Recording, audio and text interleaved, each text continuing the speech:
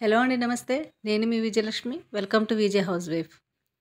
దగ్గు జలుబులు ఉన్నప్పుడు ఇలాంటి ఒక మిరియాల రసం చేసుకోండి. ఆ దగ్గు జలుబు ఎమ్మటే పారిపోతుంది. మంచి ఉపశమనం ఇస్తుంది. దీనికోసం ముందుగా ఒక పెద్ద నిమ్మకాయ అంతా చింతపండుని తీసుకొని శుభ్రంగా కడిగి నానబెట్టుకోండి. ఇలా నానబెట్టి పక్కన పెట్టుకోండి. ఇప్పుడు ముందుగా మిక్సీ జార్లోకి ఒక టేబుల్ స్పూన్ అంతా మిరియాలు, టేబుల్ స్పూన్ జీలకర్ర, అలాగే కొన్ని ఎల్లిపాయలు. మీరు మిరియాలు అనేవి మీ ఘాటును తగ్గట్టు కూడా వేసుకోవచ్చు. కొంచెం ఎక్కువ కావాలన్నా పెంచుకోండి. తర్వాత కొంచెం ఉప్పు, ఒక 3 ఎండుమిరపకాయలను అంటే స్పైసీ కోసం వేసుకొని కొంచెం కోర్సుగా అంటే బరకగా మిక్స్ చేసి పెట్టుకోండి. ఇప్పుడు ఈ మిరియాల రసంలోకి చింతపండు వేస్తున్నాం కదా, పులుపు కానీ కొంచెం ఒక టమాటా వేసుకోండి, అంటే టేస్ట్ బాగుంటుంది. ఇప్పుడు ఈ చింతపండుని నానబెట్టుకున్న చింతపండుని కూడా వేసి ఆ నానబెట్టిన వాటర్ని కొంచెం వేసి బాగా మిక్స్ చేసుకోండి. చింతపండు టమాటా అనేది ఫుల్గా మిక్స్ అయిపోవాలండి.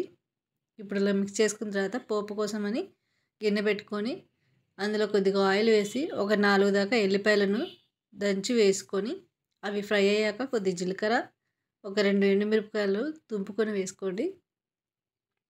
ఇలా వేసుకున్న తర్వాత ఇవి కొద్దిగా ఫ్రై అయ్యాక ఇందులో కొద్దిగా కొత్తిమీర, కరివేపాకు వేసాక తర్వాత సన్నగా తరుక్కున్న ఉల్లిపాయ, పచ్చిమిర్చిని వేసి ఫ్రై చేసుకోండి. కొద్దిగా దూరగా ఫ్రై అవ్వాలి, అంటే లైట్గా కలర్ చేంజ్ అవ్వాలండి. అంతవరకు ఫ్రై చేసుకోవాలి. కావాలంటే కొంచెం సాల్ట్ కూడా వేసుకోండి. అంటే ఇందాక ఆ మిక్సీలో మనం కొంచెం సాల్ట్ వేసాం కదా, చూసి వేసుకోండి రుచికి తగ్గట్టుగా.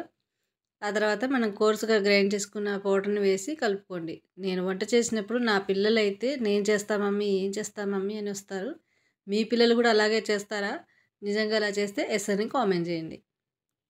ఇప్పుడు ఇందులోకి కొద్దిగా పసుపు వేసి తర్వాత సన్నగా తరుక్కున్న కొత్తిమీరను కూడా వేసి బాగా కలుపుకోండి.